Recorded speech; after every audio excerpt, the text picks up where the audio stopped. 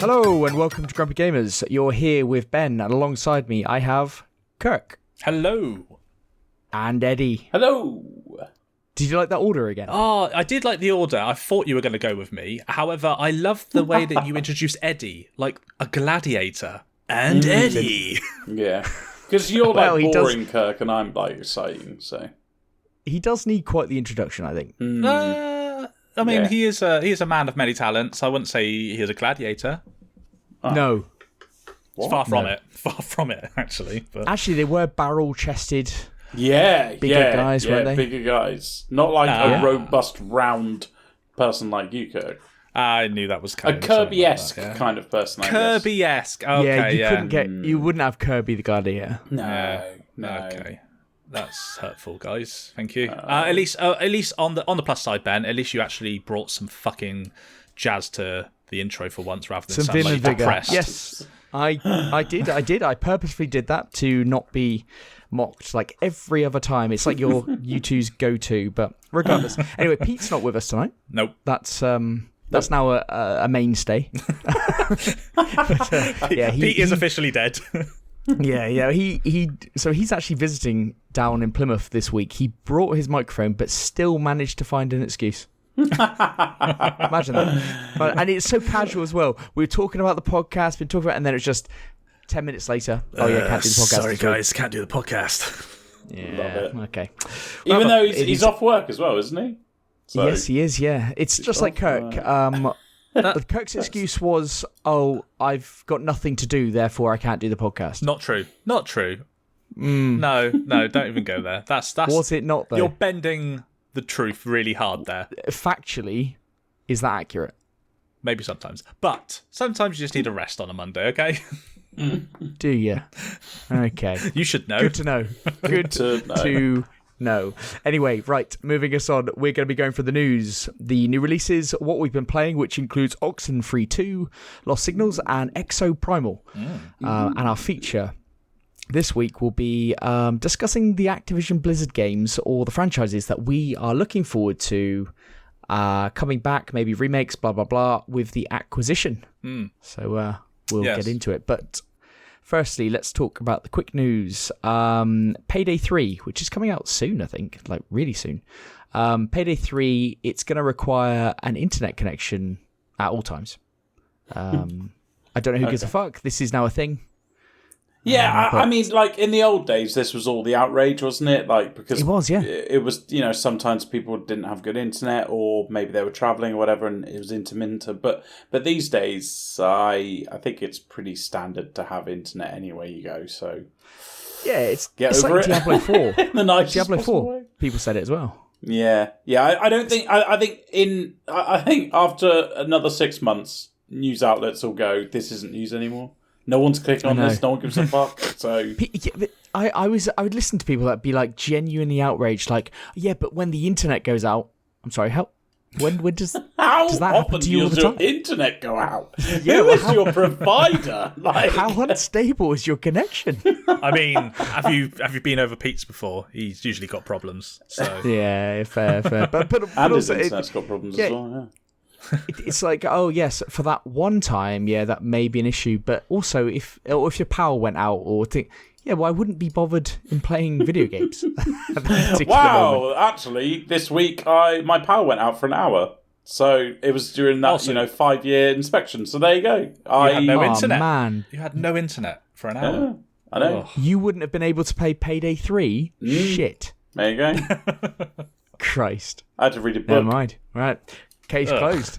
Next one, Cyberpunk. It's sitting at very positive user rating on Steam for the first time ever. Hey, nice. So it's fought its way back after the review bombing and the shit that it dealt with at the start. Yeah. Very positive. That's fucking crazy to come back from that. Well done. Well deserved. Yeah, I even watched a video the other day of all the changes since launch, and it got me really excited for it again. In fact, it's a new fucking game, isn't it? It's on offer right now. I think it's 50% off right now. Oh, really? Xbox or Microsoft Store. Are you thinking about getting it, Eddie? Because that DLC is coming out soon, and I assume it's free. Because as a payback to people, I assume it is. I don't know. No, they're not going to make that free now, are they? No. Is it not? I thought it would be I don't free think. because I don't think so. I'll have to check. No. Yeah, you check. Yeah, you check. No, I assumed because of all the fuck ups of it that they just put out for free, but maybe not. It's still business at the end of the day. Yeah, I'm still going to wait for it to get cheaper. Remember, I did play a lot of it before returning it, so it's not like go on. $30 apparently. Oh, Wow, yeah, it's raised some eyebrows because of obviously its history, but like you've just said, it's got a very positive user rating now because they've risen from the dead with it, haven't they? So they've reworked the perk system twice. I think they're doing it again with this new update. Yeah, I think they've just done tremendous amounts to the game. So I think it's probably because they got to pay Idris Elba somehow, haven't they? Yeah, true story. True story. He's an expensive man. He is.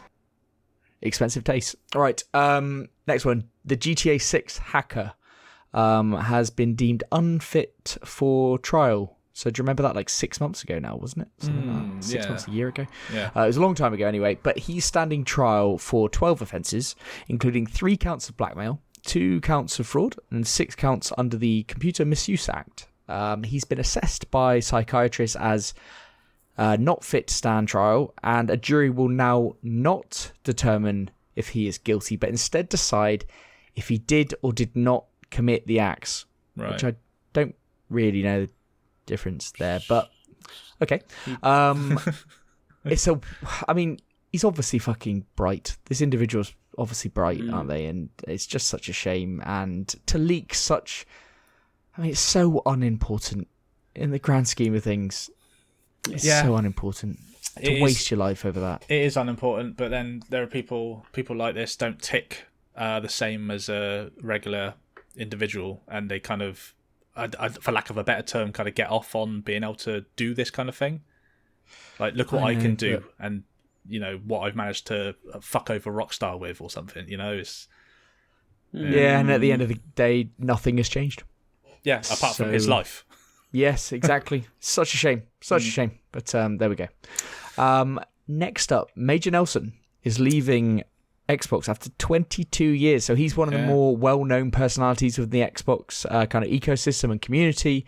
Unknown what his next move is, but I'm sure everybody wishes him well because he is one of the known ones, isn't he? Yeah, he's been there since day dot. I remember him from the OG Xbox days when all the promo and that kind of thing.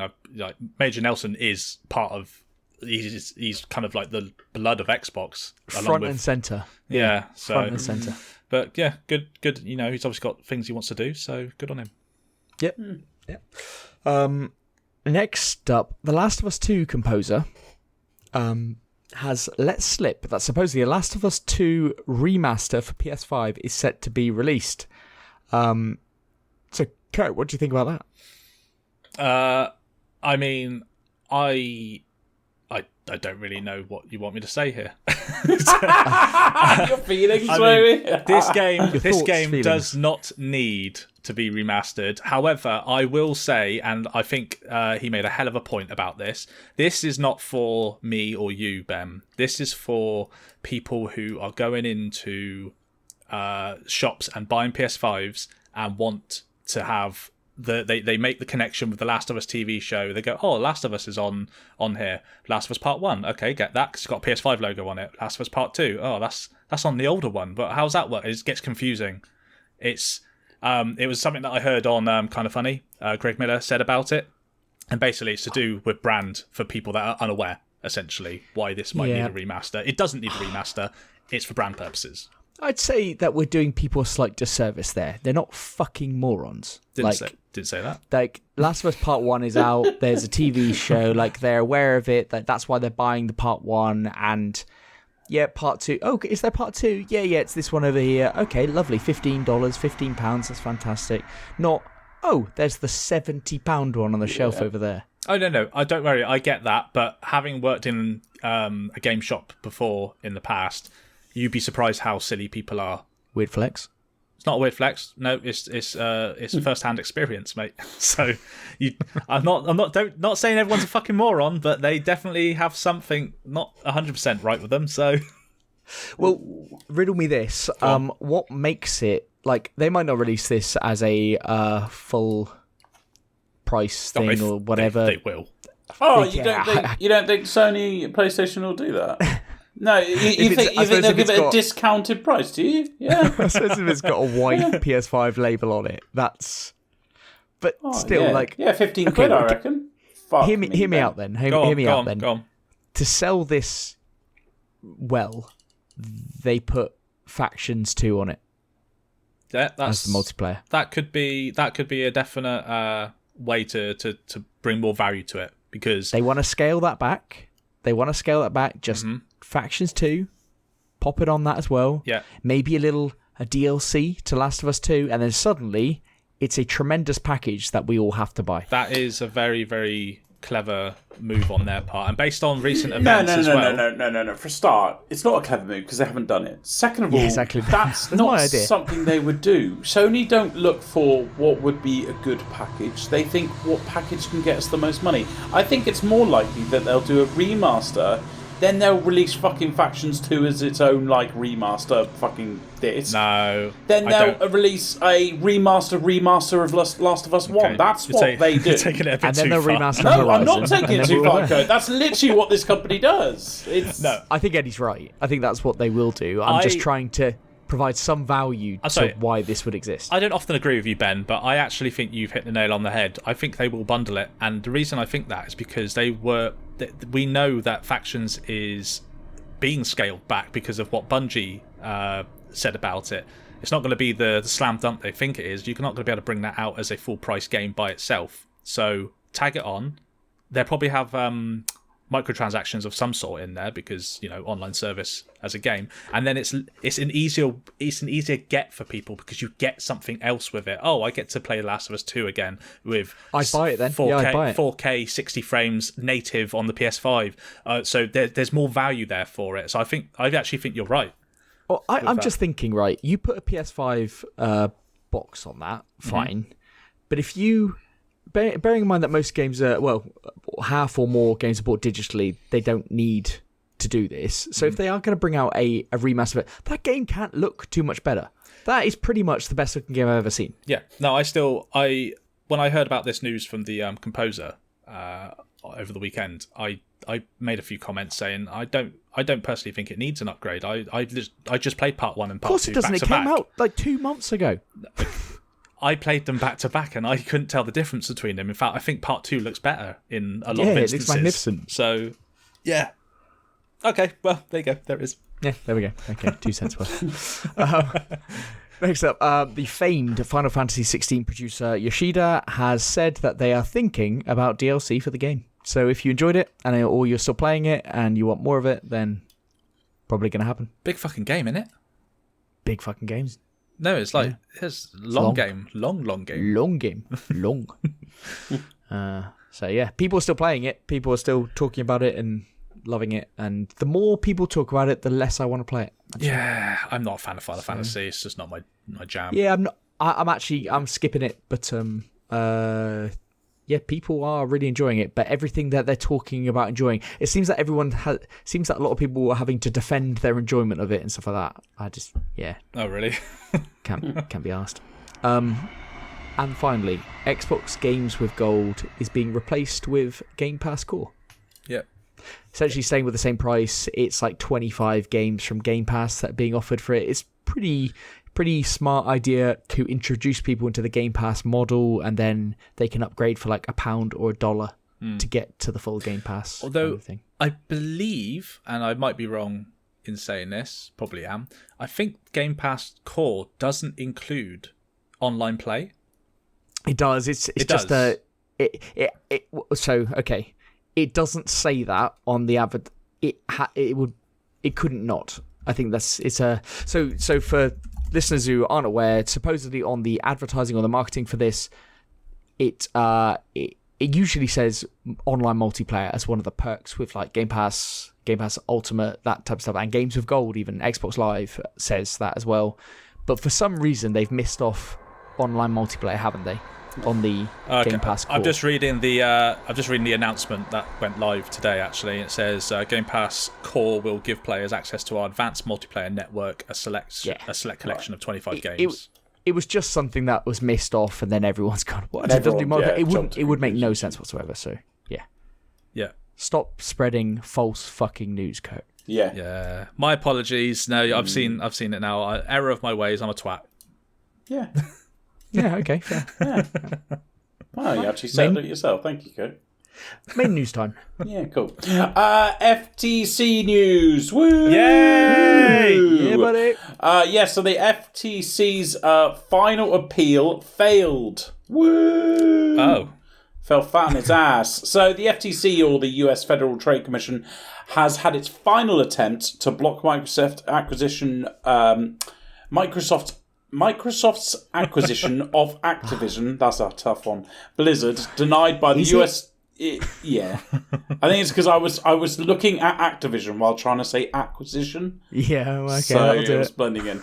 I've had it denied by US District Judge Jacqueline Scott Corley, who presided over the course. Just hours after this as well, the Ninth Circuit Court of Appeals had similarly shut down a request for emergency relief.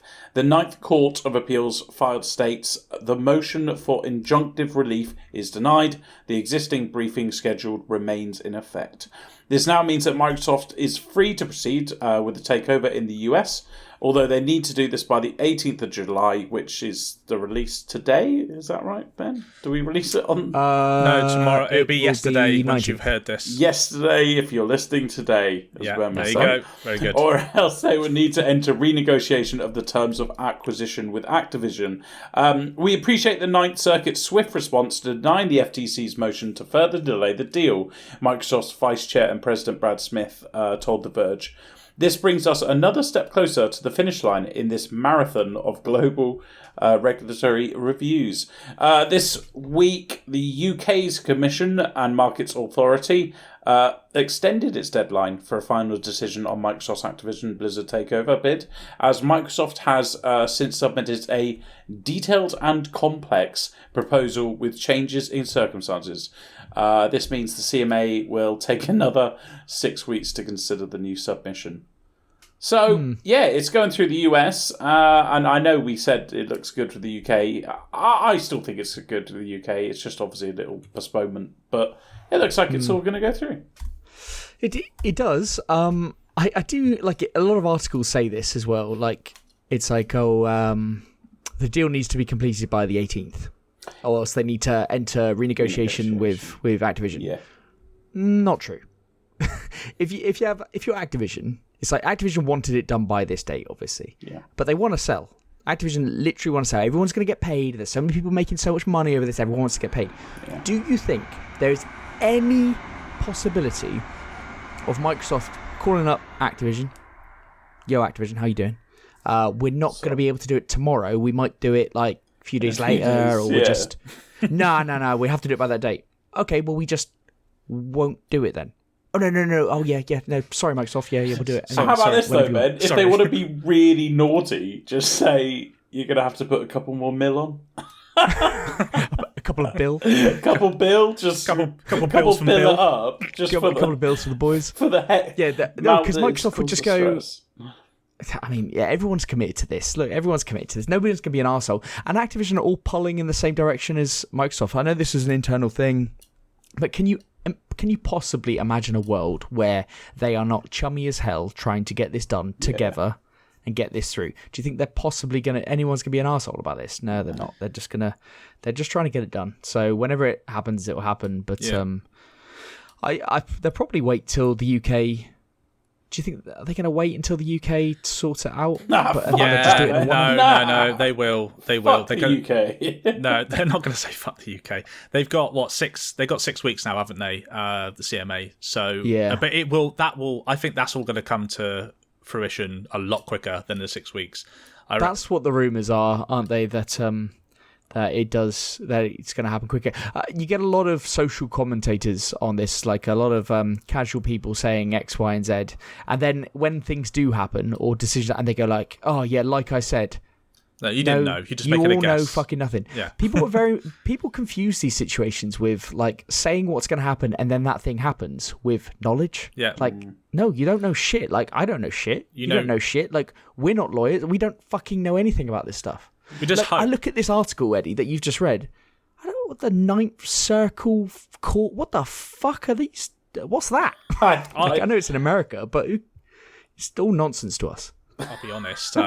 When Eddie was reading his story, I was looking at my story and going, "Fucking hell, is he reading my story?" No, he's not. He's actually got the same sort of stuff in his story. So I just realised that I need to delete some stuff out of my story. So shall I move us on to my story? Oh right, yeah, move us on. Move us on. Because basically, Microsoft and Sony have signed a binding agreement to keep Call of Duty on PlayStation. Yeah, I saw this. Yeah. So, Daddy Phil Spencer, for the uninitiated, tweeted over the weekend. We are pleased to announce that Microsoft and PlayStation have signed a binding agreement. Excuse me, saliva build up there. Binding an agreement to keep Call of Duty on PlayStation following the acquisition of Activision Blizzard. Oh, you almost fucked it up there. See? It's hard.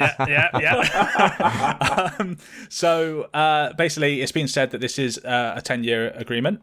I imagine Jim Ryan is probably fuming. Like, he's not happy at all. He wanted the deal blocked, didn't he? But it's not going to happen. Sorry, Jim. I'm assuming also, this is just me speculating, as we just said, Ben. You know, I don't know anything. But it was the parity between PlayStation and Xbox is going to remain the same. And I think they're going to need to do that to appease the regulators that they have managed to pass, and hopefully with the CMA as well. I do also wonder, though, do you think that the Microsoft Game Studios logo is going to be on the splash screen on a PS5 copy of COD? I do, yes. That's a 100%. Massive middle finger, isn't it? No, but we've had the PlayStation one on the Xbox version. What's the that MLB game? MLB, yeah, the show, yeah. No, you're right, actually. Yeah, good show. But yeah, so basically, just following on from Eddie's story, that this is. I want to know what more details of this deal are, and what actually is going to come to fruition once this deal is complete, because currently right now it's still in very early initial talking stages of the deal completion, isn't it? So until that's done, we're not going to know. But I wonder why this was even given to Sony.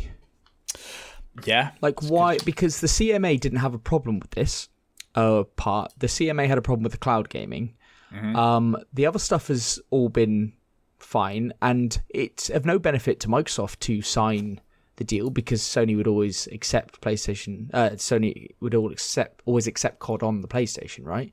So I don't know what the advantage of signing this was. If I was Daddy Phil, I'd just set my emails to anything from Jim Ryan go to trash, straight to trash.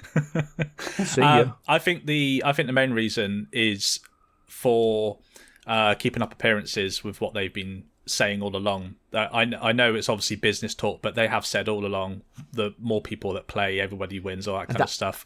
That's what I'm saying, but it makes sense regardless. Like, if I was out, I would just like, nah, you're right.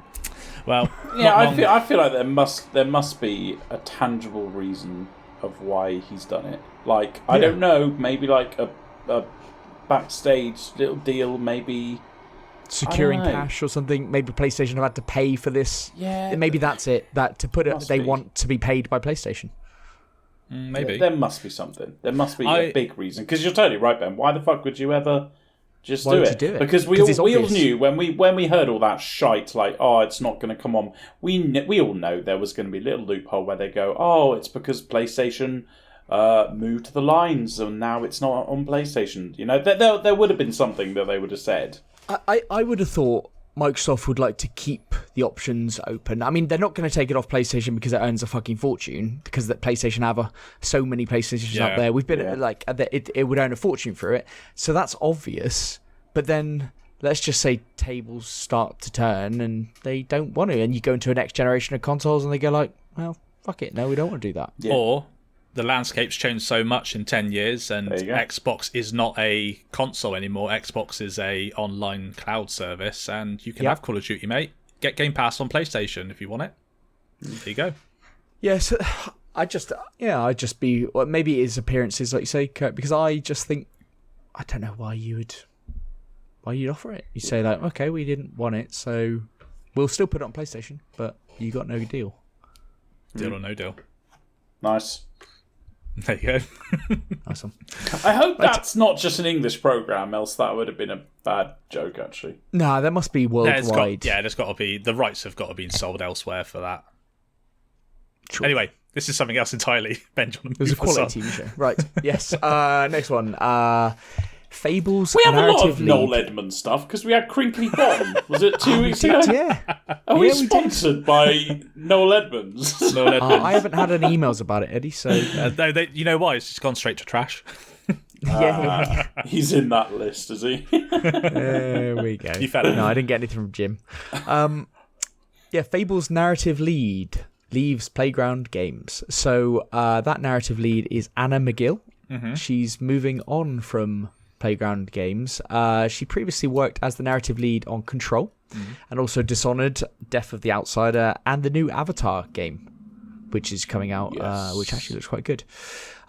She joined the Fable project in July 2022, so that's just over a year, yeah. And supposedly feels the time is right for new challenges. She went on and she said, working on Fable was a dream come true, and it's retching to leave it behind. So I can only assume that it was more retching to stay. But, yeah. Retching? Is that a thing that we use as measurement? Retching. That's retching. awful. Is it? Are you saying retching or wrenching? Like there's an N in there. She said wrenching. I thought she said retching. Yeah. Oh, good, because retching is when like you're pretty much throwing up, isn't it? Yeah, so I thought she said retching. But she said wrenching. Yeah. Okay. I fucking love Fable so much. I mean, I just imagine her going like, I don't want to leave. That's what I thought she was saying. But I want to stay. No, but what she's actually saying is it's wrenching to leave behind, which means What does it's that almost mean? like being pulled away. Oh, coerced, right, okay. Oh, right. Fuck my life. Right. This is all very confusing. It's got very odd. It's got weird. This has got Noel Edmonds weird. Anyway, she states that she's reached a good stopping point with her work, and she's written 2 books recently, wants some time off till October, all that kind of stuff. So it probably means absolutely nothing. It was probably on a short-term contract or something to do a particular bit of writing, but that won't stop the internet talking and making a huge deal out of it. So I mean, my take on it is, what did she actually do? I mean, you said that it was probably a short-term, like a 12-month contract or something. It probably was, but you can, for a game, like, surely you need to kind of be there for the long haul. Like, it depends what part of the... Well, maybe something happened and she wanted to leave, but maybe she was brought in for a particular reason. Yeah, I guess so. Yeah. Well, good luck to her and her retching. So. Well, I imagine Fable's going to be coming out in 25 years' time, so I don't think it's going to have too much of an impact. That is true. It's going to be a minute. Yeah. Mm-hmm. Based on that trailer. Okay, that's the news. On to the new releases. That's their news. On to the new releases. The whole reason people listen. First one, Homeseek, coming out on PC July 20th. Homeseek is a post-apocalyptic survival strategy game set on a dystopian, resource-strapped Earth at the beginning of the next century. They didn't really need to say dystopian if it's post-apocalyptic, did they? No, I don't think they did. No. Yeah. In a dried up wasteland where water has become the new gold, every choice becomes life or death. With your guidance, survival just might be within reach. Yes, it's a city builder. It's a PC city builder, one of those. It looks identical to Endzone A World Apart, which I played recently and I thought was okay. Yeah, actually. you did. Yeah. It has all the usual city builder kind of stuff, including research, which appears in more city builders these days, and I'm very surprised at that, but now it's just a normal thing. It does say it's story-focused, so... Story-rich, yeah. Yeah, story-rich. So there you go. I've put you can play online, that's weird. I think I meant to say you can play multiplayer with other people, which is quite interesting. Mm-hmm. And there's a free demo as well. So lots there. What do you guys think? It's supposed to be brutal, this one. Ooh. It's supposed to be really difficult. I thought by the looks of it, and Pete also thought it looked really good. I thought it could be right up your street, Eddie. I was thinking that. It looks like an Eddie game. The problem, it does look like an Eddie game, but the problem is, like, I've played so many of these types of games, it takes a really good one to... Like, I mean, for example, like, on my wish list now, I've got, like, fucking 12 of these types of games. And, like, this one isn't jumping out more than, like, Timberborn is my next on my list to play. Oh, that classic. It must be That's the one with the beavers, Ben. Up. Don't shit on that. I'm not. I said it was a classic. Beavers are adorable. It must be difficult to G yourself up to play these games constantly, and then it'd be rubbish because you have to put so much time in to actually know whether it's good. Yeah, exactly. Like, and learn the games. These games have such a fucking learning curve. And I said this in my review to Endzone World Apart. I don't know why I keep on saying the full title. The problem is, I think I would have really liked that game, but because I played Surviving the Apocalypse Aftermath. Was it? Yeah. Surviving the Aftermath. Because I played that for so much before it, I didn't really care. And you're totally right. These games take... You need to get into it. You need to do your research. You need to watch videos on what's the best thing and stuff. So if your heart's not in it, you can't really play them. You're 10 hours deep before you've clicked a mouse button. Yes. Yeah, exactly. So, yeah. Yeah, well, that's the first one. It's not bad, though. Give it a go. Next one, Kill Squad. It's a PlayStation release coming out July 20th. It came out on... I put PV. Fuck me, I must have been tired earlier. Came out on PC in early access in 2019, and it was full released in 2021. It's a multiplayer twin-stick shooter. The visuals are quite vibrant and colourful. Did you guys see this one when it first came out? Not when it first came out, no. No, I don't think I saw it when it first came out, but No, I thought it looked quite good. Looks alright. Yeah, looks fun. Yeah. It's only £20 on PC. It's could be goody. Yeah, it does look quite good. It's got that like isometric viewpoint thing going on. Twin stick shooter I thought it looked quite good. Yeah, I thought the UI and the research, well, not research, like the upgrade stuff looks quite fun and cool as well. So yeah, not for me. Not mad at it. I don't like. It's a twin stick shooter, isn't it? Okay. We have established that most games are not for you. Here we go. Another one. Hey, you couldn't name one type of game that is for you. Last of Us. That's a specific game, but yeah, okay. Story-driven game. Okay, shut up. Okay, story-driven games. Right. Fine.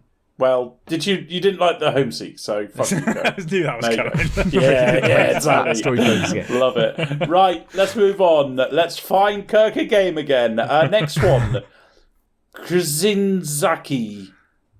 You might have to spell that one. I'd say Krasaki. Krasinzaki. I don't think that first Z is pronounced. Oh, Krizaki. Yeah, okay. So for our listeners, it's KrzYzacy. There's also an accent above the second Z. Yeah. Krasiki. I don't know. Fuck my life.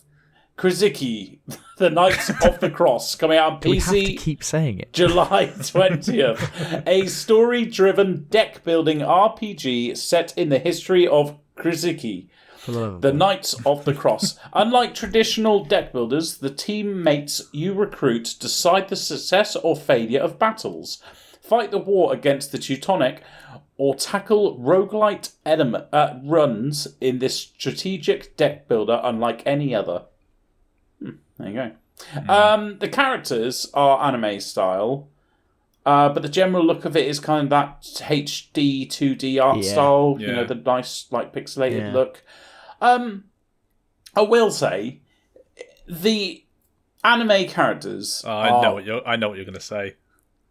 Ferociously sexualized. Yes, ferociously. Like, ferocious. Like astronomically so. Like every single. So for a start, you see these characters all the time. Like every single attack, for example, that you use with your characters, an animation comes up with your person jumps onto the screen.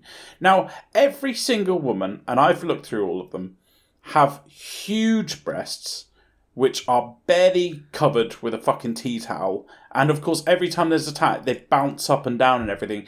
It is like, I know I've criticised games like this in the past, so I'm not going to go down a big rant, but fuck me, they don't shy away, do they? No. Like, even the fucking priestess has got a baps hanging out like it's Christmas. The physics sorry? on... Let's move on Baps from that comment. Christmas. Let's move up from that comment. But Kurt, go ahead. Christmas. The physics on the chest area is beyond exaggerated. It's beyond exaggerated. They put in time on this physics. They have. It's unnecessary. Like there's one of the characters that pops up. She's not even moving, but for some reason her chest is. Yeah. Why? What's the need? It's the typical kind of style, isn't it? But why?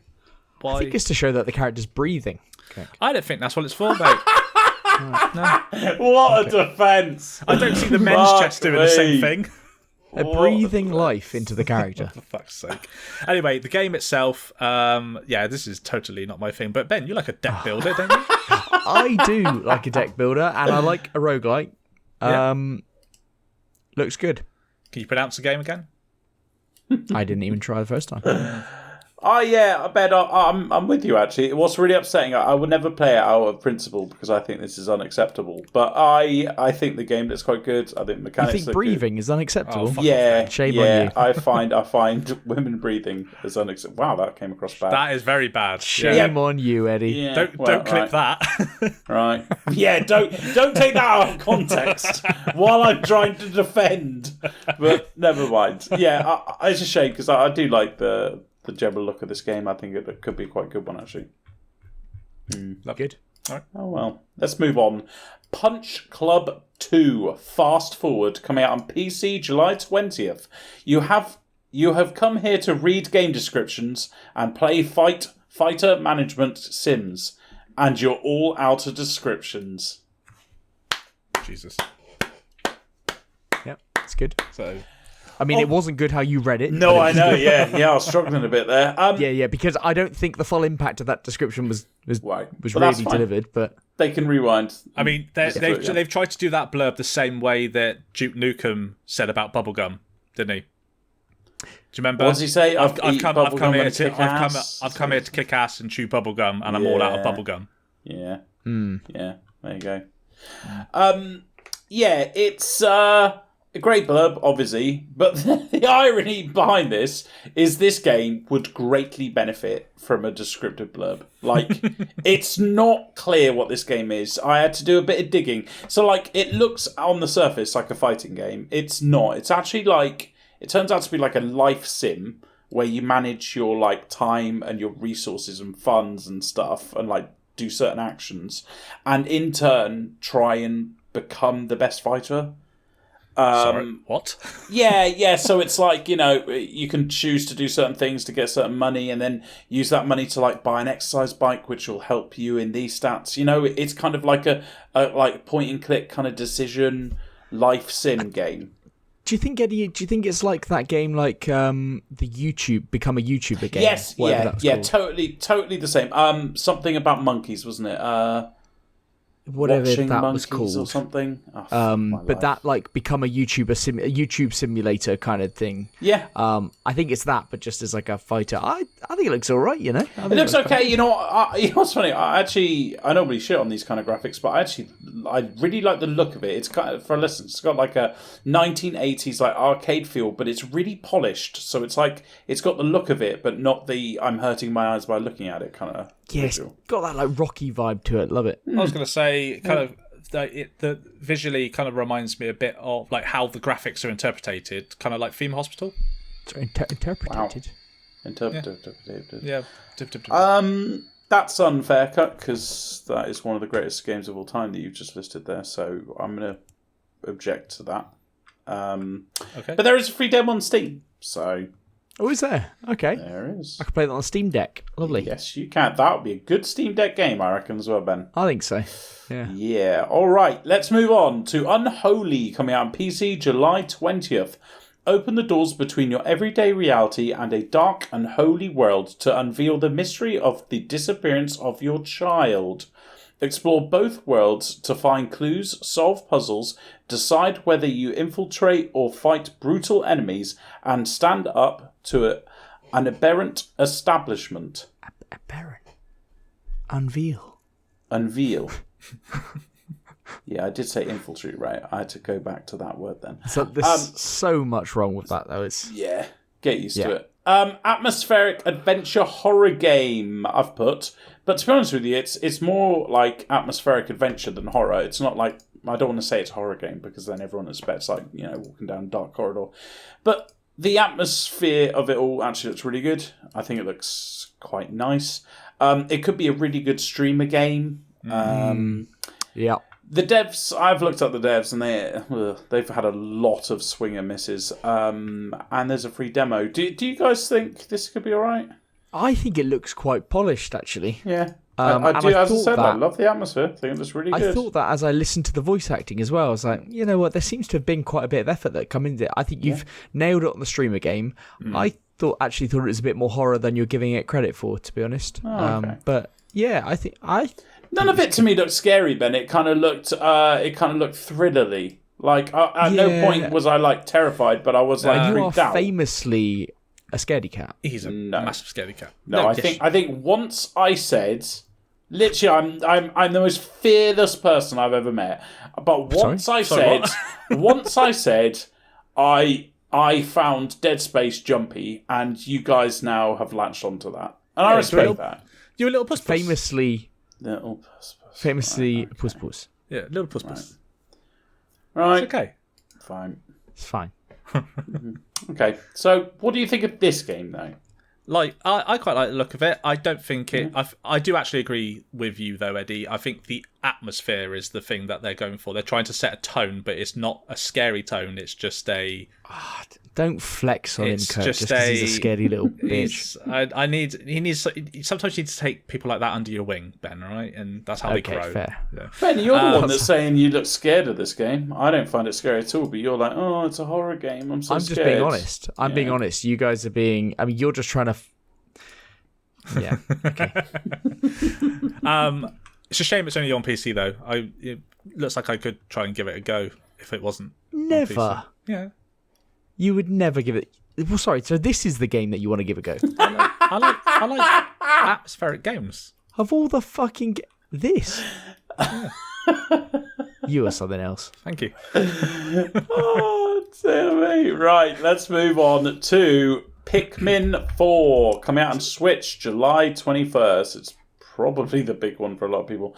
On a peculiar faraway planet, a group of space travelers are stranded and awaiting rescue. Are you the right rescuer for the job? Pick up their SOS signals and explore an uncharted world inhabited by a curious crop of creatures. So yeah, this is the fourth main installment of the Pikmin series, following Pikmin 3, obviously. And it's the sixth installment overall. So there you go. People seem to love it. It's a...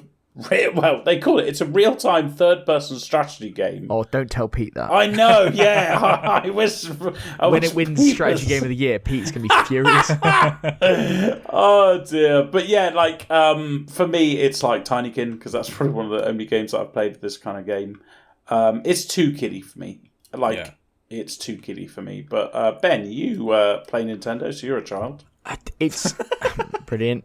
It's rare that I am this far removed from a Nintendo release. Oh, really? How dare you? Naughty. It would be hard to give less of a shit about this. Wow, Ben, you are... The thing is, this is the fourth one, which means that 3 have come before it. That must. I know, Kirk. Good. I know. I'm breaking my. And it's on the Switch. It's on the Switch. Your favourite. Yeah, Ben. What are you talking about? This could be your game of the year. It could be my GOTY, but unfortunately, I will never find out. Okay, so I don't know all that much about Pikmin. I know the first one came out on the GameCube, I think, didn't it? I had it on the GameCube. Yeah. I assume it was the first one. I think it was the first one, and I do recall playing it. I didn't really take to it. The thing is, this is the kind of game... You said it's a strategy game, Eddie. I think it's the kind of strategy game that is for more accessible for people that don't want to go so hardcore into things like Pete or you. Kirk. This is not a strategy game. This is in no way a strategy game. Like, yeah, It's a running around doing stupid shit game. It's not strategy. There is no strategic elements to this game. This is strategy, like fucking Crash Bandicoot strategy game, as in don't fall down. But don't you have to resource a bunch of Pikmin that are the right colour to You just do fucking go things? up to them and blow a whistle and then you collect them. That's not strategy.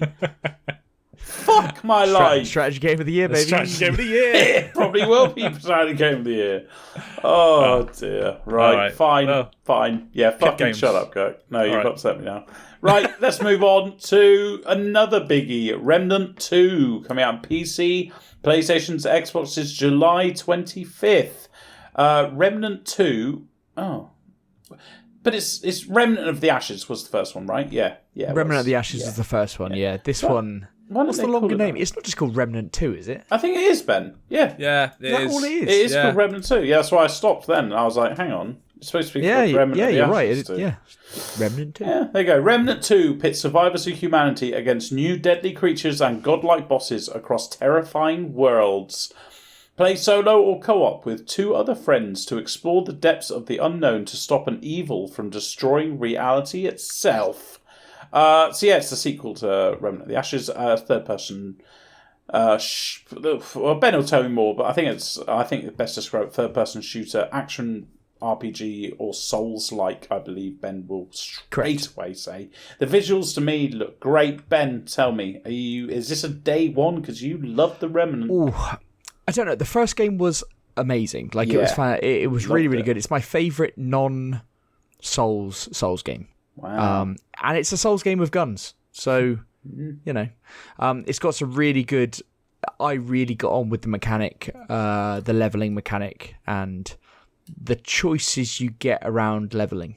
And the different areas and stuff, and setting an area's level and then levelling around it and stuff like that. It actually is a really interesting way of doing it. I don't know if that's still in this one. I kind of hope it would be. What I didn't like about the first one was that graphically it wasn't quite there and up there with the games of its time. I thought it was just slightly behind. And this one looks, as you say, Eddie, looks fucking lovely. Mm-hmm. This one, they've really pushed the co-op and the playing with friends thing. And for that reason, I don't know yet, and I'd have to wait for reviews, as to whether it still follows the same formula that the old one did. Right. Because the old one was just a Souls game. Yeah. And this one, it looks like they're really playing into the kind of co-op, other friends.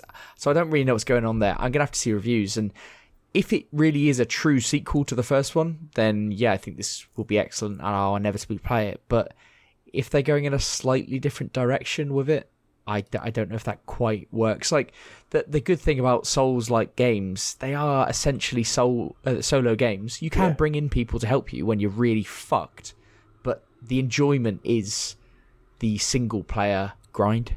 Yeah. And beating that boss that you haven't been able to beat for the last couple of hours and all that kind of stuff. So, I don't know. We'll see how reviews go on this one, but pretty big hype nonetheless. Yeah. Absolutely. Kirk, not your kind of game? No. Good stuff. Good stuff. Let's end on Ratchet & Clank Rift Apart is coming out on PC July 26th. That's that award-winning third-person shooter platformer game. So you can play that now. You've played that, Kirk, haven't you? I have played a good few hours of it, yeah. Have you not completed it? No, I'm meaning to go back to it. You're the worst. Thank you. I had to play games for the podcast, other games, so I had something else to talk about. I can't fucking win with you, can I? I've played it. I've completed it. Oh, good for you. It's all right. Yeah. It's all right. The thing is, it's a very polished PlayStation game that is now going to come to PC, and I hope that the PC release is actually akin to what the PS5 launch of it was. So, we'll see. I don't know what that means. Yeah, no, are you trying to say that I hope it doesn't come out with loads of glitches? That's what you're saying. Yeah. Unlike The Last of Us Part 1. Ooh. Yeah. But it's another Sony's title coming to PC. It's just added to the library, isn't it? So. Yeah. There you go. What's your pick of the week, Eddie?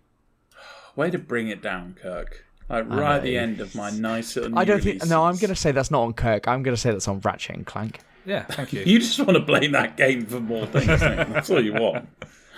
Yeah. Right, my pick of the week. It's a tricky one. Just because I'm a nice guy, I'm going to go with Remnant 2. Only because I've heard, because you loved it, Ben. Donnie loved it as well, didn't he? And I've heard a lot of people say... I don't know. I don't remember. Did he? Oh, I thought he did. He might have. I don't know. I can't remember. I thought you said it's a highly underrated game, I thought you said. Well, maybe, yeah. I'm just making shit up again. I think the same, yeah. Yeah, no, I hear great things off people I respect. So, I think that's my pick of the week. Cool. Yeah. Good stuff. All right, then. With that, then, we'll move on to what we have been playing. Well, actually, we've got quite a bit to talk about this week, haven't we? Yeah. We've got 4 games between 3 of us. That's good. Yeah. Kirk's played a game. Oh, he certainly has. Has he? Sorry. I see I'm in a gaming slump. I thought that was like the name of a game. No, he has. He has. Yet, spoilers, I think Kirk has actually played a game. So. I've actually played 3 games. 3 games. Oh, I mean, that. I can't wait for how long each one. That's going to be like a 5-minute on each one job. Let's start this section. Let's start. Right. First game. I've been playing Exoprimal. Came out. Robots and dinosaurs. The one we spoke about last week. Yeah. That's the one. Yeah. That's the one. It's on Game Pass, so I had little to no expectations going in. And before I talk about this, when you start the game, you have to enter you have to set up or enter your Capcom ID. Of course. That's a fucking ball ache. That is a... I was up there, stood in front of my TV, trying to get a QR code to work, and then it wouldn't, and then I had to type it on the internet, and then I was like, oh, this isn't fucking working, and then it was saying I already had an ID, and I love that. It was a fucking nightmare. And then I was like, I was going to quit. I was going to say, all right, I won't play it then. I just won't play it. And then I was like, no, I do want to play it. So then I persevered and then got in there. But I can accept that if somebody just turned it off at that point, I might have said to Abby, I was like, if I asked my friends to play this, they would not get past this screen. if I said to Eddie or Pete, I think Kirk would get past, but I don't. If I said to either of you two, we'll play, you just I'm gone. No, I think I'll skip. Yeah, Jack would be the same. He's like, nah, you're all right. Okay, right, I'll play by myself. So, yeah.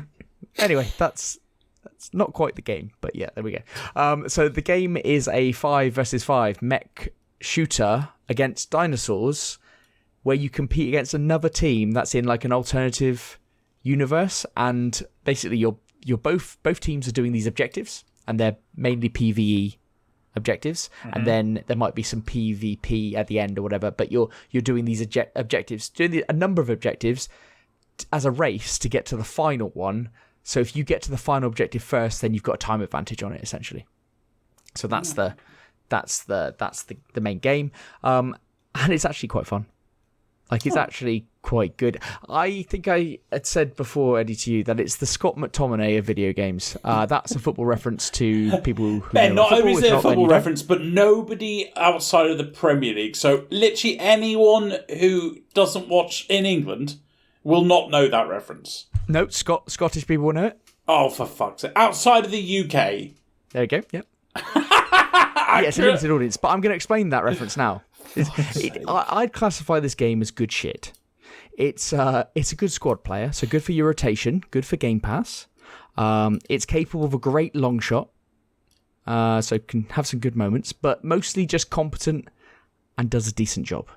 And that's this game. And I think you understand exactly what I'm saying. Yeah, okay. So it's a multiplayer game, no single player, and it's pretty much the same rotation of a couple of game types and maps. That's what I say the limitation would be. I've only played a few hours so far, but I actually really want to play more. So I don't know how boring that would get after a while, but that's something to kind of be established. But interestingly, there is a story to this game, and the story is interwoven and delivered between these online matches. So it's almost like the story and cutscenes and stuff are delivered in a single player fashion between playing online games, and I've never seen that done before. And I just thought that was a really good way of kind of making it like a hybrid, and actually seeming like it has some kind of meaning to it. So, yeah, that was good. The mechs that you use in fighting these dinosaurs are fairly varied. There's like a load that you can choose from. It's like a hero shooter. So it's like Overwatch and stuff like that in that regard. You choose a mech, and the more you use it, the more you level up, and then you can apply different buffs to your mech as a result. But the whole team dynamic relies on a good balance, like with a healer and a tank and all this kind of stuff. But you only level up your one particular mech that you're playing with, so therefore you don't really mix up your playstyle too much because you kind of commit to one mech. And that can lead to like some unbalanced teams, especially if people are like changing who they're using in the load screen and stuff. And once you fall behind in a match, it seems quite difficult to catch up. That's what I'd say so far. Okay. But it looks fantastic. It's made in the RE engine. It's made by Capcom, who in recent times have had just a history of banger after banger after banger. And yeah, it's just been fun. It's been fun, and I'm not saying that this is a world beater. But just don't trust just some old twat that hasn't played the game, just takes the piss out of it, because this game is easy to mock. It's mechs fighting dinosaurs, and in all the trailers, it did look like wank. Like we said it before, we said it looked fucking awful, but fuck those guys who haven't played it. It's actually pretty fun. It's good Game Pass game, I say. Yeah. But I'm gonna play, like, after this podcast. Gonna play it. That's what I'm playing. Okay. Like, got all the other fucking games of it. Nice. That's what I'm playing. Yeah, good stuff. Okay. Nice. All right. You go next, can it? Okay. Yeah. I mean, as you've made spoilers, I am in a bit of a gaming slump at the moment. And last night I found some time. I started playing some more Horizon, but I'm not really feeling it. To be honest with you, not the game's fault per se. I do want to play it. I just. Where are you in the game, Kurt? I have just got into a section where I had to defeat a bunch of machines outside of what I can only describe as a castle, and I'm looking for someone who. So that's most of the game, yeah? Yeah, pretty much. Good detail. You're such a bitch, Ben. You know that. I've never called you that before, but you are such a sassy bitch. You're Samantha of fucking. You know, wow, that's a deep callback. If Ben had hair, he would swing it around and do that. He would twirl it as well. Flicking, constant flick. That's what I imagine Pete does when his hair's long. Little bitch. Anyway, so basically, I think I'm only like my third hour into it. Nothing too extravagant. But I was playing. I was on one of the machines riding along, and a random NPC kind of came running towards me, shouting "Help! Help!" And I usually ignore NPCs because I can't be asked for the side quests and stuff. I just wanted to mainline the story, but I kind of couldn't stop from this one, so I jumped off, being chased by a bunch of like a little group of people. So I shot them all in the head with arrows, and then I went to go and talk to this NPC who constantly kept saying to me, like, "Thank you so much, and you've saved my life. And do you have time to talk to me?" I went over, pressed the triangle button to go and talk. It didn't activate anything. Like the NPC was just like walking around in circles and not going anywhere particular. And I kept pressing triangle, nothing was happening. I was like, great, so I'm not finding anything out from why this person was running away. And yeah, so basically the game glitched out on me. I said I'm in a slump. I need to be in the right headspace for a game like this, and I'm currently not in that headspace. So I kind of moved on from that, and I started playing High on Life a bit more. I'm kind of halfway through that game, maybe 2/3 way through. I didn't mind that game. No, I really like it, and I do want to finish that. But it's the thing that I'm picking up in between games to play for like 20 minutes, half an hour or so, because it's so easy just to pick up and jump in, and it's amusing. I know it's a short game anyway, but it's one of those things I just do not have to think about, and because it's like Rick and Morty humor, it's fun. But I was playing that whilst I was waiting for Dead Space to finish updating. Oh, here we go. This is what the people have been waiting for. Everyone's been waiting for a very long time. Yeah. So, gaming slump. And I loaded up the game, and currently, and you can check my Xbox stats for this, I've played it for a total of 31 minutes. So is that longer than the first? It's longer than the original, yes, by about 5 minutes. So I expect 2 videos on YouTube saying about how bad it is. Maybe. Now, bear in mind, I'm just going to say this off the bat. I only played it for this long because it was late last night. I was tired, and I just didn't have the motivation. It's like you're defending yourself to Ben, like Ben. Yeah, because he's a little bitch. He's going to call me out for it all the time. But basically, what I got from it. It looks wonderful. I hadn't actually seen it running in person. I've only seen the videos and stuff. It looks great. They've done a great job with graphics. It is not scary in the fucking slightest. I don't find these dark corridors and the creatures being... Eddie, I think he's having a go at you. Anything. I'm not having a go at Eddie. I'm just saying how I feel about the game's supposedly scary atmosphere. It's not. Supposedly, Eddie. Supposedly.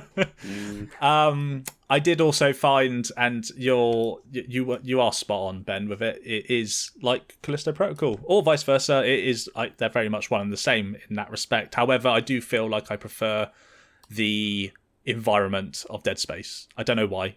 I just do. There's something about it that just hits a bit different. But basically, I do want to give it more time. I just need to not be so fucking tired when I'm playing it. So I will report back. It will be my thing I play. Question. The first Dead Space, the original Dead Space, yes. I totally agree on the scary side. I didn't find it. I know Eddie's, he's a bit. Jesus Christ. It wasn't scary at all. Yeah. And I played 1 and 2. What was it 2 on stream? Them, didn't you? And it was again not scary at all. The remake though, I really do think they've done a great job. That if you play with headphones and you put it and you're playing in the dark, as you think it would be designed to be played, I think they've done a pretty good job. It's not scary. I mean, it's an action game. I was playing it in the dark with just ambient lighting on, and I had the surround sound on. That's cool. Yeah, well, fair enough. It's not a horror game. It's an action game. No, and I think my expectation was, and this is jumping from all the comments and stuff I've seen online, people's talking about it, like you, others, and whatnot. I feel like I expected something more in the terms of the scary aspect of it. And I'm just not finding anything particularly scary when it comes to scary games. Even though we've got a load of... It's more of a horror resurgence, which it doesn't translate to scary in my book. Like, horror is a genre, but it doesn't mean it's going to be a scary thing. For me, it's scarcity of ammo, because when I play Resident Evil 2, I found that quite scary. Yes, well, the initial few hours in the police station were definitely a terrifying playthrough, and then you start finding more ammo and you're getting powerful weapons. Once you've got guns and ammo and you realise that everything can die, then it's a different story. But Resident Evil 2, I think it's incredible atmosphere and scary at the start. And I even thought Callisto, again, it's an action game. I played it in the dark with headphones and it wasn't scary, but it does a decent job. Yeah, something. I mean, I don't know. I'd put Dead Space and Callisto directly in the same box if I was going to be kind of comparing them like that. But I've got more to play, and I am further than I was from the original now. So I don't know what I'm looking for anymore. You'll be pleased to know it's about a 10-hour game though. So... Yeah, I've heard that. So I'll crack on with some this week and hopefully report back more next week. I would genuinely. I'd like you to play Dead Space and give your opinion. If you don't like it, you don't like it. But it's not a particularly long game. I think it's right up your street for length and stuff like that. Yeah. But we shall see. I think the main thing here is don't play games when you're tired. Especially ones that you want to commit to. Yes, definitely. Yeah. So that's me. Eddie, baby, what you got? I have FIFA. Oh. Okay. Yeah. FIFA Kind of pandering to back. the masses here. FIFA 23 though, which I don't think I've played before, or maybe I No, just did. you played the older one, right? I think I played 22 as just the tutorial, and I was quite impressed with the tutorial. And I think 21 is when the last time I actually played it significantly. And I've been playing the Ultimate Team, so I thought, Lovely. Get involved, see what it's like. Because when did it come on? I should look this up before the podcast. When did it come on Game Pass? I don't think it was that long ago, was it? No, I think it was like a month ago. Maybe not even that. Only because I've realised it now. It stands out and it goes boom, FIFA's there. So I got it and I downloaded the Ultimate Team and I was like, all right, let's start it off. Straight off the bat, you get loads of cards, loads of cards. Now, take what I say with a pinch of salt, knowing that we are at the end of the cycle for FIFA. FIFA 23, because the season's over, we're coming on to the new one. So I part of me thinks maybe the fact that I get loads of cards, I get loads of packs, makes me think that they're doing it on purpose so people get excited and get a good team quickly or something. I don't know, but after literally my first game, I had a team full of golds. After playing it for a week, I now have all special cards in my first team. As in, everyone is... They're just giving them away. Yeah.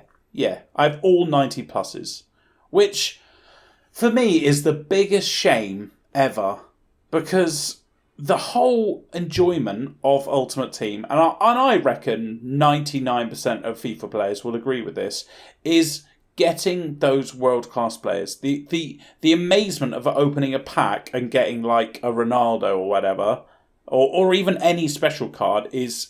God, you feel a wonderful rush. And it's almost impossible, isn't it? Like when the game comes out, it's like a completely different thing, isn't it? Like you just don't get any cards. Yeah, I hope that I really hope, Ben, that is the fact, and it's not just now. Yeah, that is easier. how it works. Yeah, okay, good. Yeah. Because it's such a shame because now I can do these squad building challenges, for example, and they're not hard at all. Like I can get world class people for just like trading in a few shitty things, so that really upset me, but that's fine. I guess it means I'm not struggling. Here's a cool thing. You start at the bottom, which I am pretty sure you didn't do in the old ones. I'm pretty sure you played a few games and then they put you in the division, or did they maybe start you in the middle or something?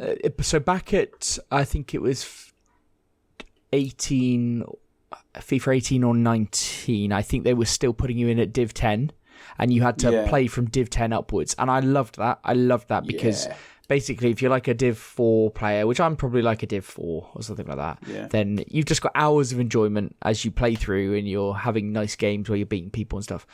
Then they changed to a system of like you play like 5 to 10 games and it just chucks you in at like Div 5. Yeah. And then you're just in sweaty games like constantly. It's just fucking awful. Yeah. That's the FIFA of late that I've played. But this one, you start at the bottom and make your way up. I tell you what though, what's quite nice is, well, not quite nice, what's quite clever is I noticed that I had a little fire symbol with a ×2 on my name, and whenever I won, it chucked me up 2 positions. So I think that's their way of like recognising when someone's a lot better than the division they're in. Give them a little ×2, and therefore they climb the ranks. I don't know. Maybe if I lose a few in a row, then it'll give me a ×2 minus. Was that because you're on a win streak? Or I think so, Ben. Yeah, because it's a fire symbol, so maybe I'm on fire, and therefore I'm going up quicker. It's probably a cool little way to stop people being in the wrong divisions, maybe. But I tell you what's quite bad though is obviously I'm playing these people. I'm not a Div 10 player, and I feel so bad because imagine if you're like a Div 6 player, right? And now and again you have to play someone who's really good, who's just making their way up to the top.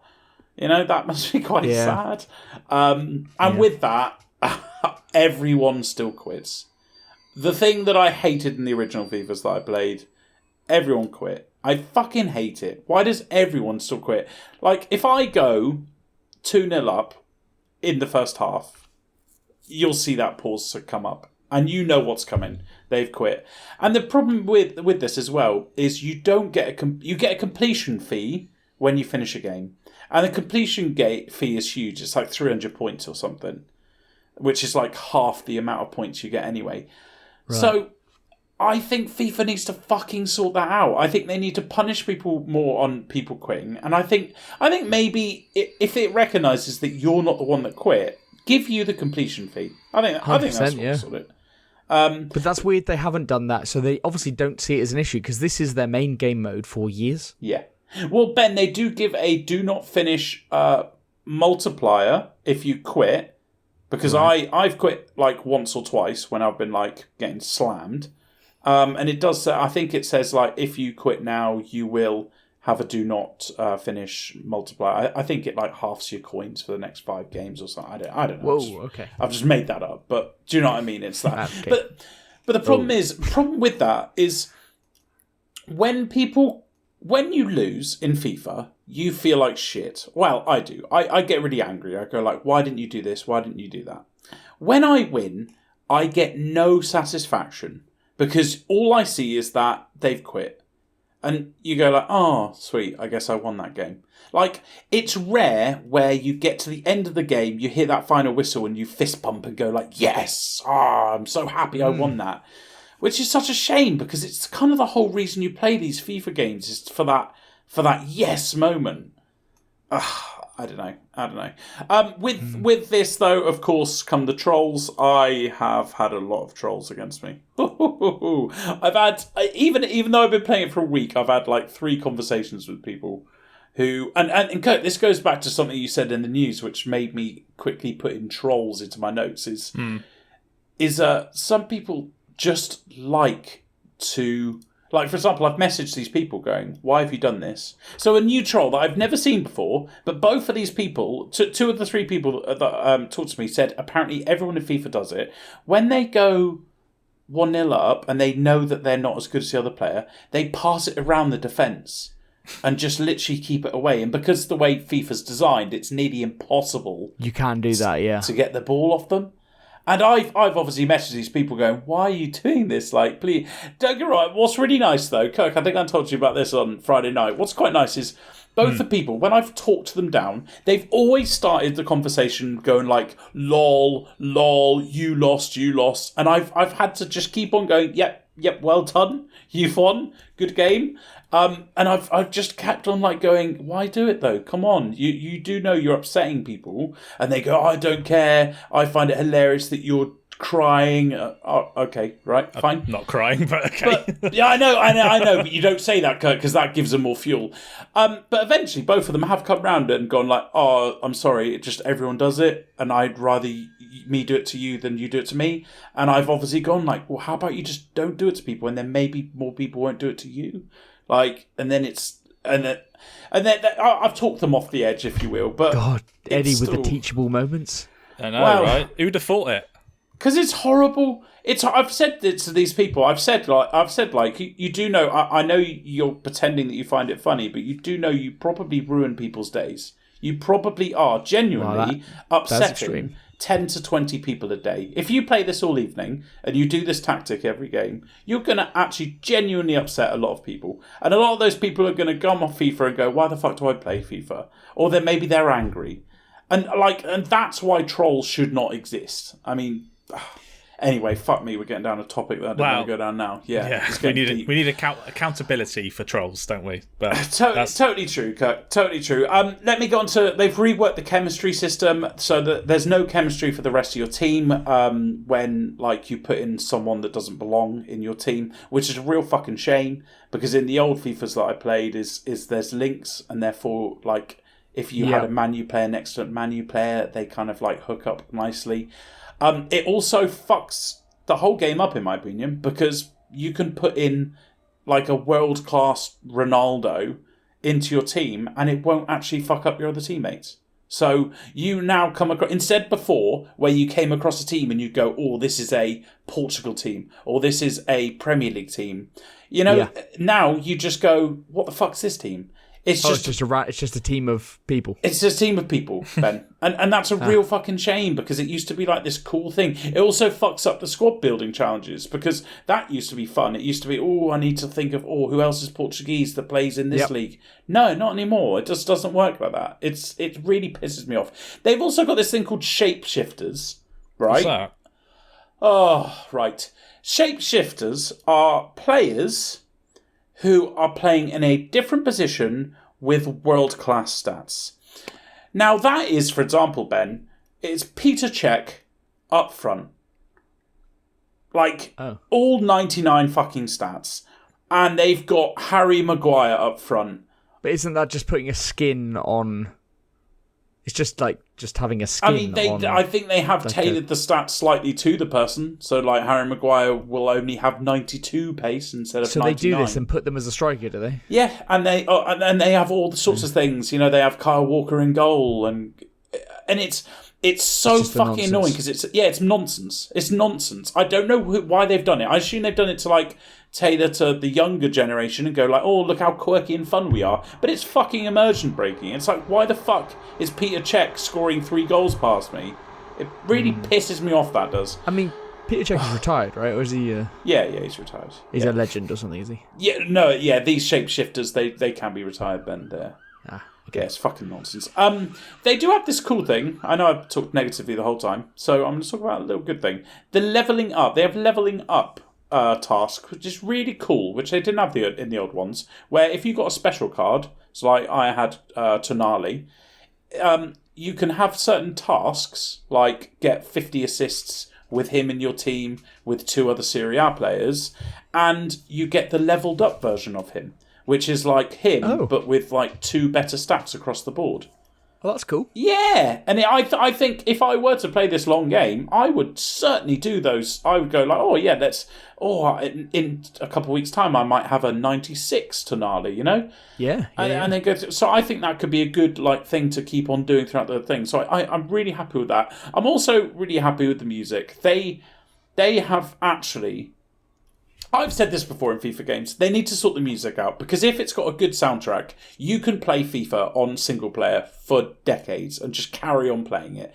And they've sorted it out. They've definitely got music from old FIFAs on there because as soon as they come on, I recognise them. So they must have done something there. They must have got them from old games. But anyway, I'm going to stop ranting because I've been talking about fucking FIFA for 15 minutes and I just get angry every time I talk about it. On this podcast, a lot actually. Of football chat. I'm not going to carry on playing it because I'm finding myself getting angry. I've got to Div 3 in a week, so that's not bad. Yep. I think if I kept on really working hard at it, get a few better players, I could maybe get up to Div 1. But I'm just finding it with the trolling... with the everyone not finishing a game, I'm finding myself angry more times than I am happy. Well, Eddie, you might be surprised to hear that I am going to get the new FIFA, whatever it's called. Club Why? Soccer 24, whatever it's called. I'm going to get it on Switch because usually the Switch version is now just the legacy version, as in just they update where the players are, but they update nothing with the game. Like it's the biggest cop-out you've ever seen of a video game. It's a disgrace. But the actual new version of FIFA, whatever it's called, football, is coming out. This version is coming out on Switch. I assume it's in the Frostbite engine, which I think is a different engine to what the main one is in. I don't care, because I like playing, like a couple of years ago, I loved playing Ultimate Team just handheld. Yeah. Fantastic. Don't take it too seriously, just fucking brilliant. Nice. So I think I'm going to get FIFA again. Oh, what a delight. Yeah. Is it cross-platform? Yes, no, not that one actually. I don't think so. I don't know the specifics on this one. I know the old FIFA wasn't, because it literally wasn't the same game. Like it was in a different engine. Yeah, I had a feeling. So I'm assuming that the Switch version will be sectioned off, which I actually want. Yes, you do. You don't want to play. Yeah, you don't want to play a fucking Xbox player with a stick. No, when I'm in handheld on my Switch, I want to play other people that are playing handheld in Switch. Totally agree. Yeah. Yep. So, hopefully that is the case, and that's where I'm going to be playing that. So look forward to it. Nice. Let's move on then to the final game of the week, which is also new. And I've been playing Oxenfree 2 Lost Signals. So, came out last week. We talked about it a couple of weeks ago in the new releases. I said I was going to get it day one. And I got it. It's not a long game. It's about the same as the first one. So first playthrough is probably 5 to 6 hours. It's got multiple endings. And supposedly to do all the endings, to do all the bits, it's 20, 25 hours. So you can do that. But it is a standalone sequel. So you don't need to have played the first one. But it has got heavy links to that first game. And at the end, it does kind of... I'm now kind of at the end of the game. It seems to be tying in to the first one. So I would recommend playing the first one because the first one is outstanding, cheap as chips. But for those who don't know what this game is, Oxenfree, because it sounds like some cattle rancher, doesn't it? I was going to say it sounds like something that you put on. It's like a gravy mix or something. yeah. But it's not. It's a 2D. Side-scrolling narrative game. It's got like a Stranger Things vibe to it. Yeah. So I found this game after playing A Night in the Woods, and I was searching online for like similar games to A Night in the Woods, and Oxenfree was one of them. But Oxenfree is fully voice acted, and it's more supernatural than especially more than Night in the Woods, but it's a supernatural type game, fully voice acted. The conversation flow in it is absolutely exceptional. Like the voice acting is tremendous, and that is its real big USP, I'd say.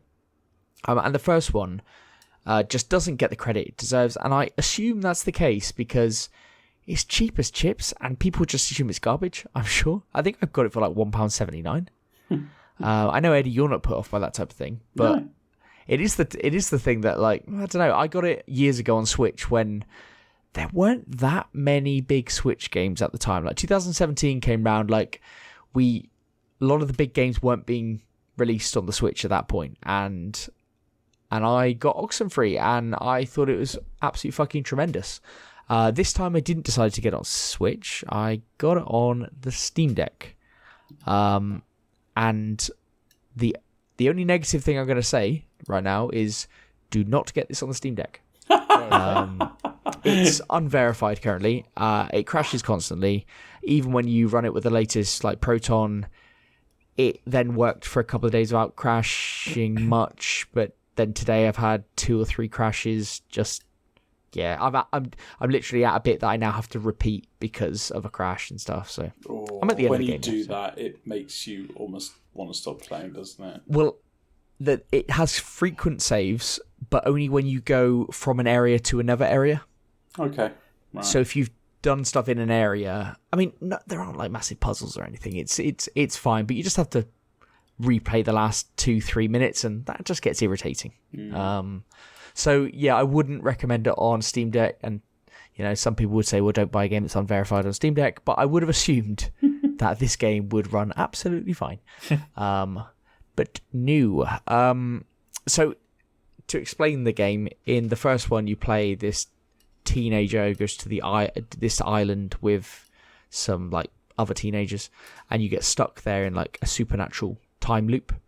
And in this one, you play a woman called Riley who comes back to the town she grew up in. She's now in her 30s. You're basically questioning your life choices, and you get wrapped up in the same type of thing as the first game, but they've added like a time travel element to it as well. As I said, all supernatural type stuff, just really well delivered. I'm at the close of the game really, and I love it. I absolutely love it. As I said, the conversation flow in these games is better than any other series I've played. Like, for example, when a character is talking to you and you get like 3 dialogue choices to say back to them, it's like they disappear after a few seconds because you haven't made the choice. If you click on it, it then waits for the next break in conversation to bring in your answer. Oh, yeah. And if you go from area to area, it even says on the screen, don't worry, the conversation will continue, and it will just free flow in. And it's just really, really great. Like, you don't get annoyed by any of these characters. It's just so free flowing, and the conversation is what makes the game. So I know recently we've talked about like Death Stranding and stuff with you, Eddie, and there's no mechanics in this game. They're light on puzzles, no mechanics. You're just walking around. It's got a bit more of an open map than the first one. Basically, you've got a map that you bring out, and you have to travel to different points on it to do different things, and you have to kind of almost think about the route you're planning. But that's about it. That's about all you have to do. But if you like slower, narrative-driven games that are light on puzzles and mechanics and stuff, and you're just really about the story, and it is a fucking interesting story, this is right up there. But I would definitely recommend the first game because it's really cheap, like a couple of quid, and this one is about, I think, on discount £13.50 or something. Oh, so, wow. Fuck me, it's only been out a week. Yeah, but I think it's got 10% discount on Steam and Switch. I think on PlayStation it's $17.99. Oh, that's an Eddie price game, that. And Jesus. I assume it's on Xbox, but I haven't seen it. But the first one is that I may be wrong in saying this, but I think the first one, Oxenfree, is on Game Pass. You said that. You said it confidently. You make bold claims like that, you know. I'm going to have to go and check now. Maybe you could check that, Kirk. Maybe check that one, see if that's true. But respect your lies. Yeah, highly recommend it. Highly recommend both. But yeah, this is cracking game. Fucking love playing it this week. Nice. All right. Yeah. So whilst Kirk confirms that fact, that little factoid I just dropped about it being on Game Pass, we're going to move on to the feature. Cool. And with the close of this deal coming very, very soon, Activision Blizzard games are presumably going to be coming to Game Pass at some point, and certain franchises of old will be rebooted, series come back to life, and so we're going to discuss kind of what we're looking forward to, because a lot of people, there's been a lot of buzz about this deal, obviously. Yeah. But there's going to be quite a few of us out there thinking, this doesn't really affect our lives at all because we don't really play Activision games. But I'm sure there's some that we're interested in. You'd be surprised. Also, Oxenfree was on Game Pass, but it's now not. Okay. Yeah. Well, missed your chance, but I think it's about £2. So that's an Eddie price. Jesus. There you go. Right. So, Activision Blizzard. Kirk, what are you looking forward to for games coming to Xbox or what have you? Okay, well, I will start with a small one for me. Geometry Wars 3 is something that I would like to dive into if it's a Game Pass game. Do you remember? Does the name ring any bells at all? I know the game, but I've never played it, and it's a weird choice to start with. Not only have I never heard of it, but I never thought I'd hear Kirk's tell me about a game that I've never heard of. What the fuck is this? If you let me talk about it, I'll tell you. It's a 2014 multi-directional shooter game. That's what it is, Kirk. Yeah, well, there you go. Thank you for explaining it for me. Oh my god, it just looks like one of those shitty mobile games. No, it's not. It's very complex, and it is. So the game actually, it was a little Easter egg that was as part of Project Gotham Racing on the original Xbox. It was like a little arcade machine that you could play off the main menu, and then they actually fleshed it out into a proper game with Geometry Wars 2, which was retro evolved, and that was an Xbox Live Arcade game. So I'm guessing Activision bought the rights to it, or they had the rights to it, or something. Blah blah blah blah. And they made a fully fledged bigger game in the third one. I never got around to playing it. But it's just one of those things that would be a nice little throwback from what I used to play, and you're essentially a spaceship, and you shoot a lot of other things that are very colourful, and they're trying to destroy you. You get power-ups and all that kind of stuff. And I used to play it. The Retro Evolved one was on a 2D plane, but this obviously adds in another dimension or dimensions to make it a bit more interesting. So. To be honest, a new Geometry Wars would sound like a good Game Pass game. Yeah. But do you reckon they'd actually bother bringing the old ones to Game Pass? I think they would, because they're easy games just to stick on there. And also, there's a heritage there for Xbox as well.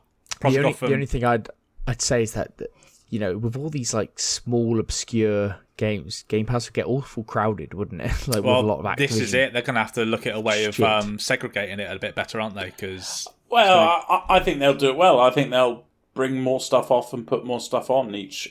Rotate it. Yeah, I do. Maybe. Yeah, because as well, it advertised the platform really well when you see all these games coming on, and I think I think they'll have a tactic of let's make sure there's 2 bangers, 2 retros, and 2 I don't know of a certain genre, and I think that'll happen. Yeah. Okay. Well, what's your main? Well, I've got double the amount of suggestions as you, so I'll name 2 at a time. But I'll start with weird ones. Prototype 2. I never played the Prototype games. Okay. I'm not proud of that. All right. So there. What do you want? That's okay. Yeah. Okay. I've never played it. I've always wanted to play yeah. it, but obviously, if I played them now, then my eyes would bleed. So. Yes. I would never ever pay money for that. Another one that I'd never paid money for, Caesar 3. Oh. I thought you loved that game. I love it, Ben. Absolutely love it. But I won't pay money for it again because obviously I've already played a few thousand hours of it. So I will caveat that with it is currently £5 on my wish list on Steam. I can't imagine either of those games coming to Game Pass. Wow. Well, they might. I Caesar just think maybe 3, they might Ben. revive. Caesar 3. Maybe they might revive the franchise, but are they going to put all these games on Game? Yes. I mean, they could. Yes, they are. But yeah. Okay, well, it's something you want. That's fine. Yeah. That is fine. They're my obscure ones, so don't worry. I've got some big ones coming. Okay, I'll go for an obscure one as well then. When I was researching this Hexen, I'm not looking for the original game, unlike you guys. A franchise reboot would seem to work. So it's basically like Doom, but it's melee and magic. Okay. And it's an FPS. Like, I think in the age of the revivals of Doom, it seems like a perfect fit. Yeah. Yeah, they did something there and got that up. I mean, Microsoft are obviously going to have plans for reviving series. How many IP? It's like hundreds of IP. Silly amount, yeah. That they're kind of inheriting, and they'll have ideas, won't they? I think Phil Spencer had also kind of teased this a little bit, that he'd be interested in something like this. Now, if you make a new game, obviously it takes 4 or 5 years to make, so won't be seeing it anytime soon. Minimum. But yeah, it looked like a good one when I was researching. All right. Well, one of the ones that I would love to see. So you know the Tony Hawk Pro Skater remake for 1 and 2 that they did. I do. Yeah. I fucking love that game. That it hits so many of the right notes. Like, it is everything that you would want from a game that you loved that was brought up to the modern age. And they were planning on doing a 3 and 4 remake, but the developers got taken off so they could go and do stuff for Call of Duty. Of course they would. And the thing is, the remake made a decent amount of money, but obviously nowhere near as much as they could make for COD. So to pull the resource just so that they could make some more money off of their juggernaut is a bit shit. But what this hopefully will allow with the acquisition is more Tony Hawk games to come out, because it's a franchise which, it doesn't do it's not doing numbers like it used to, but it is beloved. It is properly beloved. There is a huge fan base out there for it. Riddle me this, Kurt. Riddle me this. Do you think remakes of 3 and 4 would do better than a brand new Tony Hawk game? Absolutely. Yes. Yeah. They. I think what they need to do, in fact, they need to keep the fundamentals of what they achieved with the original 1 and 2 remakes. They will obviously follow that through to 3 and 4, and then they just need to keep that momentum going. Just leave it as it is and just make new maps. Don't try to change the formula too much, because it's not what people wanted. This is why Tony Hawk fell off as a series eventually, because it was just pumping out year after year. It was the same thing, but they were just going too extravagant with it, and then being able to jump around and run off your board and fucking parkour and all that kind of stuff. It's not what was needed.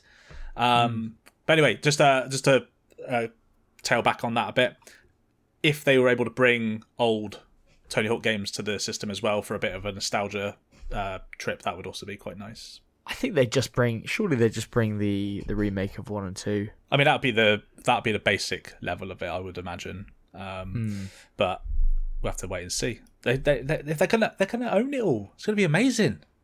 I want more. I mean, Tony Hawk Pro Kart. There you go. Okay. Eddie, another hope and dream to move Kirk from home to home. I've got Sekiro.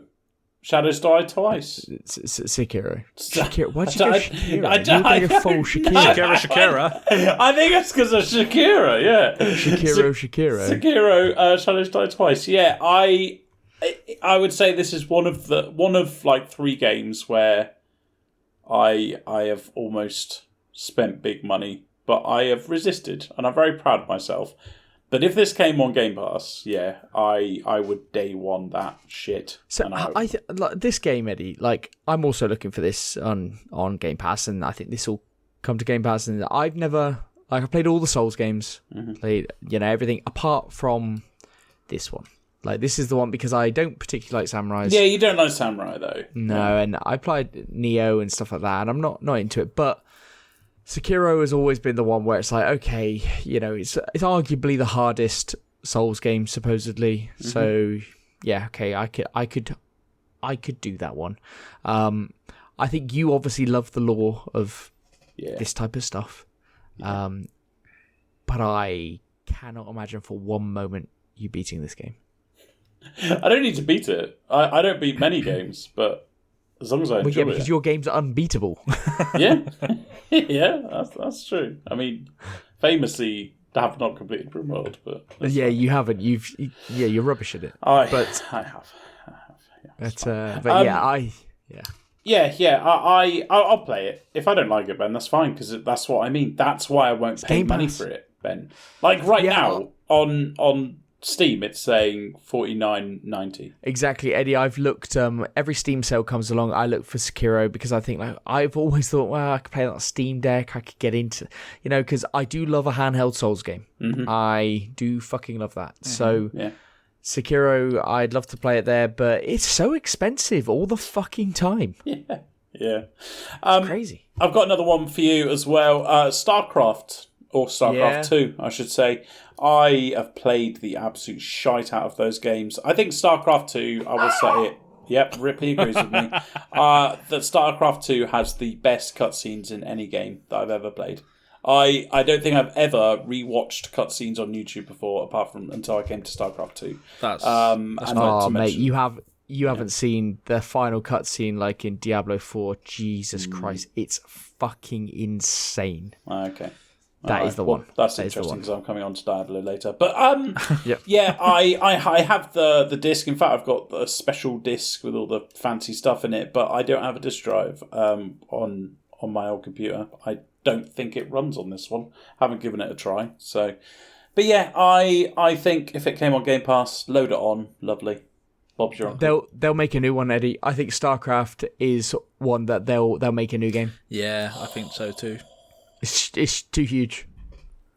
Yeah, because they've got the multiplayer as well. The multiplayer is actually quite big, isn't it? Absolutely. Which is crazy to me because I cannot stand playing those games online. But look at Age.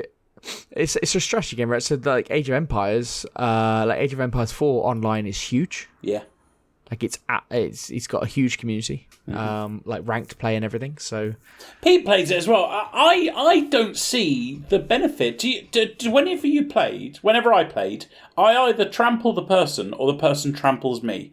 I have never had a game where it's like level and I'm like, ooh, this is fun. Who's going to win? It's a ranked mode, Eddie. Like I think it does. I think that you get that with random matchmaking back in the day, but now it's all ranked and proper. Okay. Skill-based matchmaking, I think it's a lot better. Interesting. Yeah, okay. I think those games are really kind of prosper now, especially Age of Empires 4 is supposed to be very, very good online. Okay. Nice. Yeah. Well, probably the main thing I'd like with this deal, and I think you'd only get it with this deal, they surely have to be thinking of porting World of Warcraft to console. Huh. Yeah, I know it's tough, and I know, like, just looking at Pete's screen yesterday on his laptop and just the everything that he's got, it's just like, okay, there's a lot going on, isn't there? Yeah, this isn't an easy port, but with the success of Diablo 4 now with console gamers, I think this has to be something that in the background they are making this happen, and they're already working on this. Surely, World of Warcraft on console would be the biggest. I mean, it's the biggest game of the world. Put that on consoles, it would be the biggest deal, surely, to Christ. Yeah. I don't think you're wrong. And I'd be all in on it. I don't think it will reach the masses that we are expecting because it's such a big game, because it is so much a PC person's kind of game. But I do agree. Yeah, I think it will reach a lot of people, and I think a lot of people will play it. I think, especially after Diablo 4. Diablo 4 is more of a console game. You know, it's a single player, and it's got some multiplayer stuff, but it's almost like a condensed version, but they are so similar in terms of what they are, their gear systems and like the effects of all the weapons and everything. Like, it's, I think people would lap it up after Diablo 4, honestly.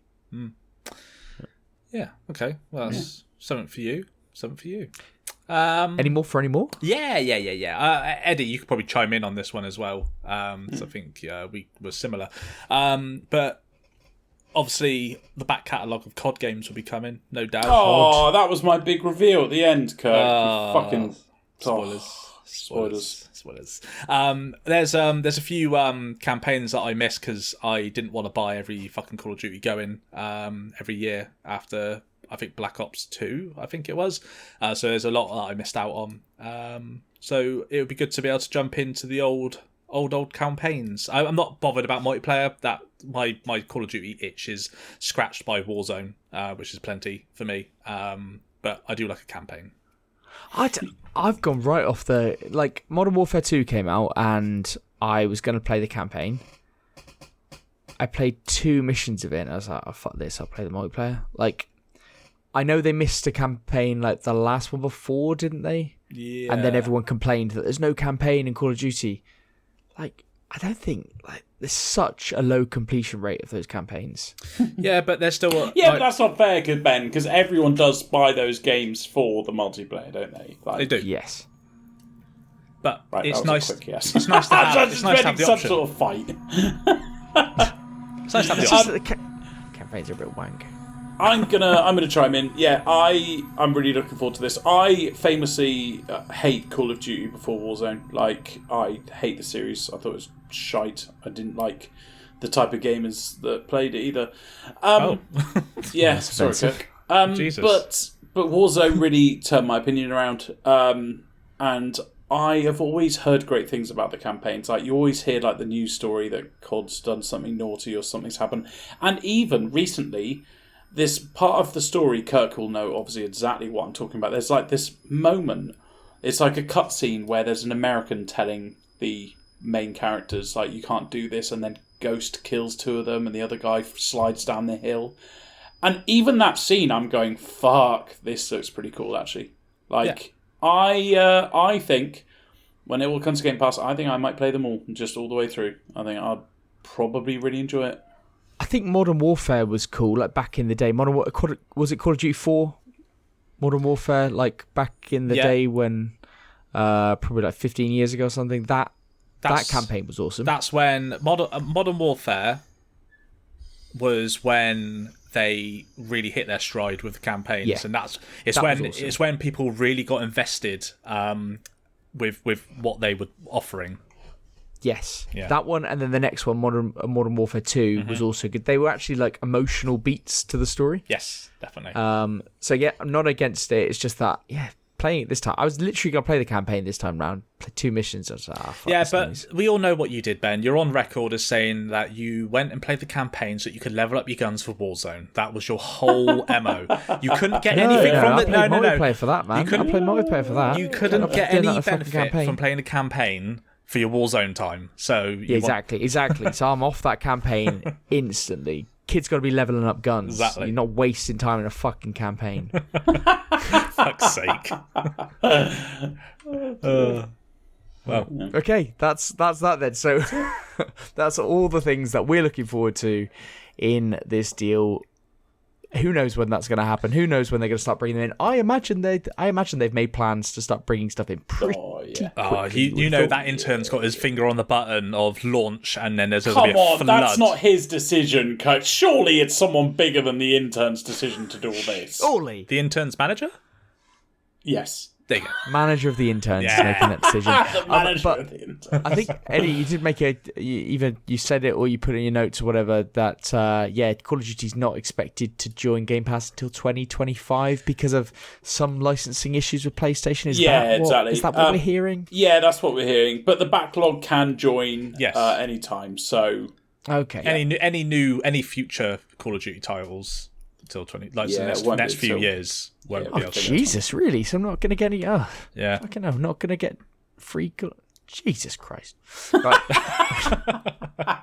Let's put a dampener on things, isn't it? Right. Fine. Well, if there's any games that you're looking forward to that we didn't say, which is probably many, please enlighten us. Please educate us. Emailing us at podcast@grumpygamers.co.uk or tweeting us at grumpygamerspod. But for this week, it's GG. GG. Apologies for the delay. I thought you thought it was me, didn't you? I was like, no, Ben. No, Ben said you first. Go. Yeah, that was my fault.